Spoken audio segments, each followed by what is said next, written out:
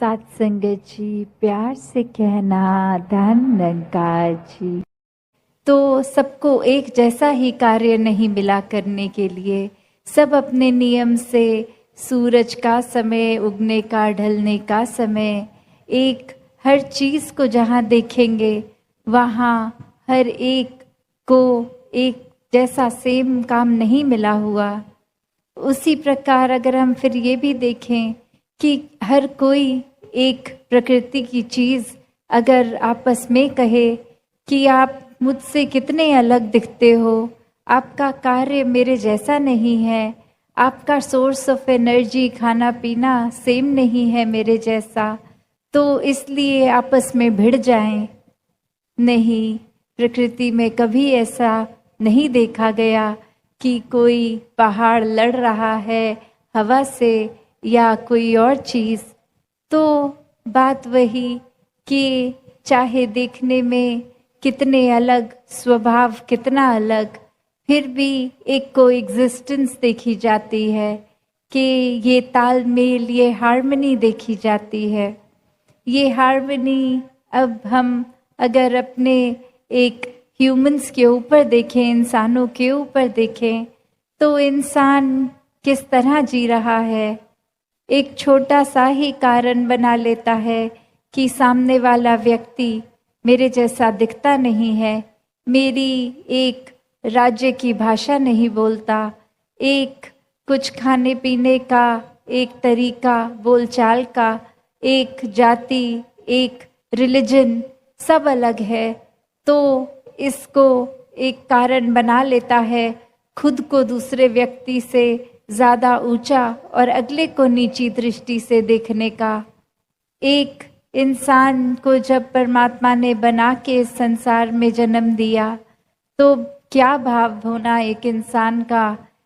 इंसान को प्यार बनने के लिए, प्यार बांटने के लिए जो जन्म हुआ,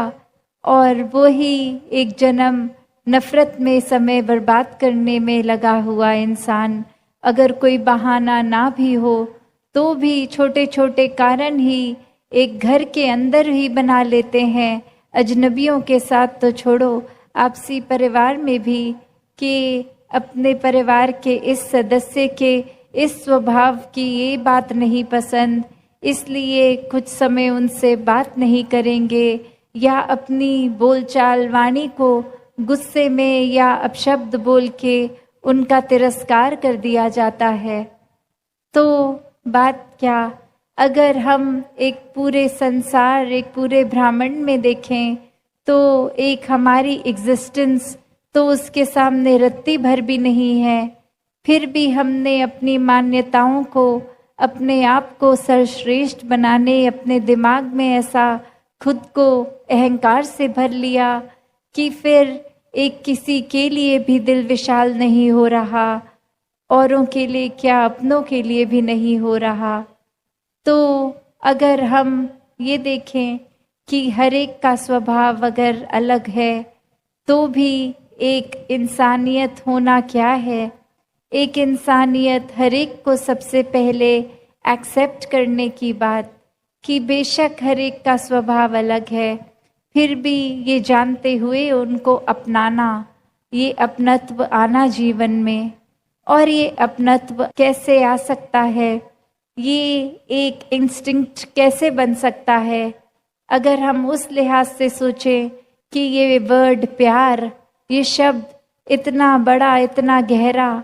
और ये पूरे संसार को प्यार करना क्या संभव है, कि कैसे एक किसी को जानते हैं या नहीं जानते,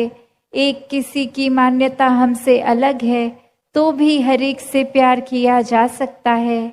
और उसका एक सरल सा तरीका कैसे, कि हर चीज़ की जो उपज है ये परमात्मा, चाहे हम अपनी आस्था के अनुसार जो भी शब्द बोलें, भगवान बोले, निराकार बोलें, तो ये निराकार से पूरे ब्रह्मांड की एक रचना है और इसी का बनाया सब कुछ। तो कैसे जब एक मन इस परमात्मा को, इस जो कण कण में रमे राम को, इस ब्रह्म ज्ञान द्वारा इस निराकार को देख लेता है, फिर ये फर्क नहीं रह जाता, परमात्मा हर जगह मौजूद जो है वो अब हर पल नजर आता है, हर समय एहसास में रहता है।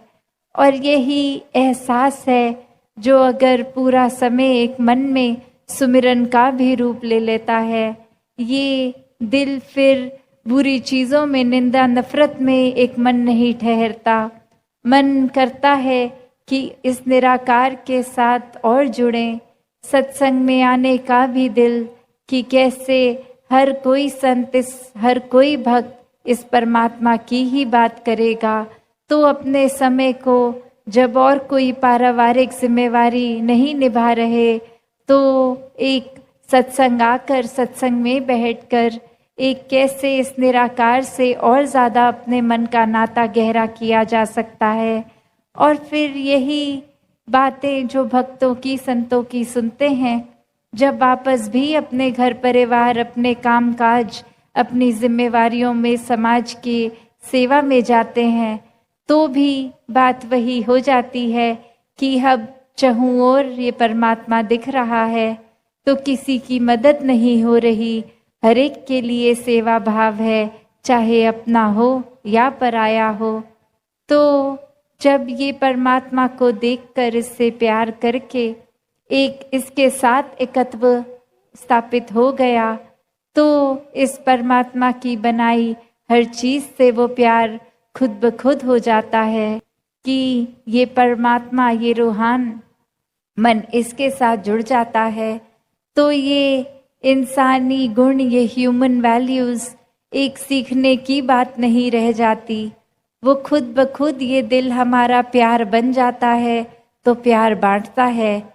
फिर दिल किसी की छोटी छोटी बुराइयों को नहीं तलाशता, हर एक के लिए मन इतना विशाल हो जाता है कि सबको एक्सेप्ट करते हुए, सबसे प्यार करते हुए, इस मन में वो गलतियों के बावजूद भी हर किसी की एक मन में प्यार का भाव के साथ उनको बसा लेते हैं। फिर एक मन करुणा, दया का प्रतीक बन जाता है